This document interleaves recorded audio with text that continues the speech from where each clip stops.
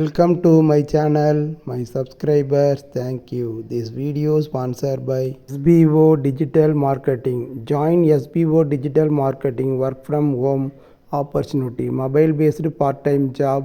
Use your free time. Just student, homemakers and job seekers. Simple task, no referral, no selling. We have Facebook, Instagram, YouTube. Skip பண்ணாதீங்க. பெரிய தப்பு. தினம் 300 ரூபாய் சம்பாதிக்க அரிய வாய்ப்பு. இன்ஸ்டாகிராம், ஃபேஸ்புக் பயன்படுத்த தெரிந்தால் போதும் content post and content publishing மூலமா தினம் 300 ரூபாய் சம்பாதிக்கலாம். இந்த வேலை செய்ய 5 நிமிடம் போதும். Work training support, group communication support, all language customer live chat support, முக்கியமா சொந்தமா ஒரு பிசினஸ் ஸ்டார்ட் பண்ற அளவுக்கு உங்களால கற்றுக்கொள்ளவும் முடியும், சம்பாதிக்கவும் முடியும். இந்த வேலை வாய்ப்பு வழங்குவது 5 வருடத்திற்கு மேல ரன் ஆகிட்டு இருக்க நம்ம தமிழ்நாட்டு company school of business organisation private limited. மேலும் விவரங்களுக்கு டிஸ்கிரிப்ஷன்ல கொடுத்திருக்க நம்பருக்கு வாட்ஸ்அப் பண்ணுங்க. சேனலை லைக் பண்ணுங்கள், சப்ஸ்கிரைப் பண்ணுங்கள், பெல் ஐக்கானை தட்டி விடுங்க. யூடியூப் சம்பிரதாயம். ஜீவராசிகள் அனைத்தும் தம் கடமைகளை எதிர்பார்க்காமல், தனது பிரதிபலன் எதையும் எதிர்பார்க்காமல் தனது கடமைகளை செய்கின்றன. இறைவன் நமக்கு நல்லதொரு வாழ்க்கையைத்தான் வழங்குகிறான்.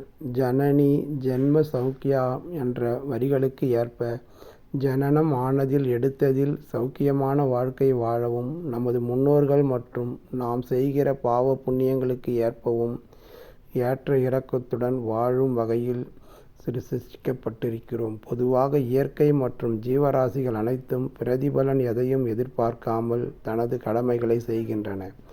ஆனால் மனிதன் மட்டும் பிரதிபலனை எதிர்பார்த்து செய்வதையே குறிக்கோளாக கொண்டிருக்கிறார்கள்.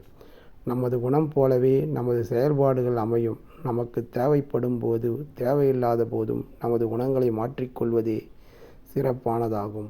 உங்கள் மனதில் உருவாகி வைத்திருக்கும் எண்ணங்களை மாற்றி அமைப்பதன் மூலம்தான் உங்கள் வாழ்க்கையில் மாற்றத்தை ஏற்படுத்த முடியும்.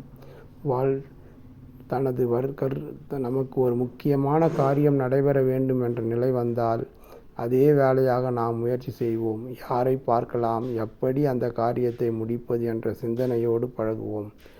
நம்மோடு வயதில் குறைவாயிருந்தாலும் அவரிடம் போய் அண்ணே என்றெல்லாம் சுயநலமாக பேசுவோம். எப்படியாவது அந்த காரியத்தை முடிக்க அலைவோம். சமயத்தில் அந்த விஷயம் தோல்வியில் முடிந்துவிட்டால் அவர் தயவே இனி தேவையில்லை என வசைபாடுவது தவறுதானே.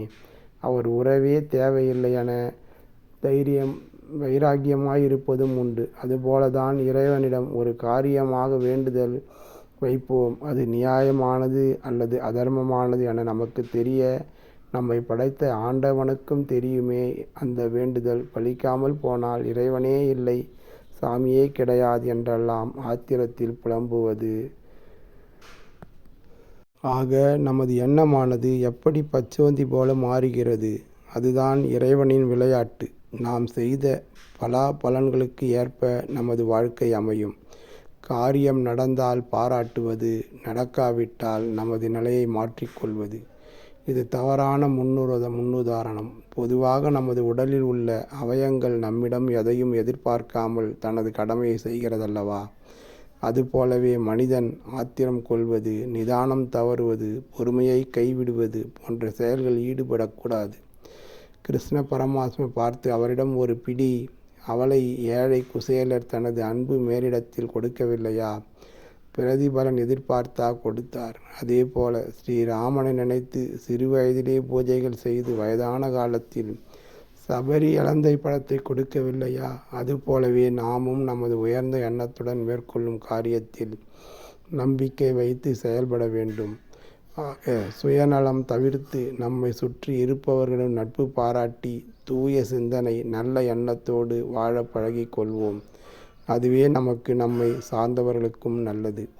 நாம் அடுத்த வீடியோவில் சந்திப்போம். நன்றி, வணக்கம்.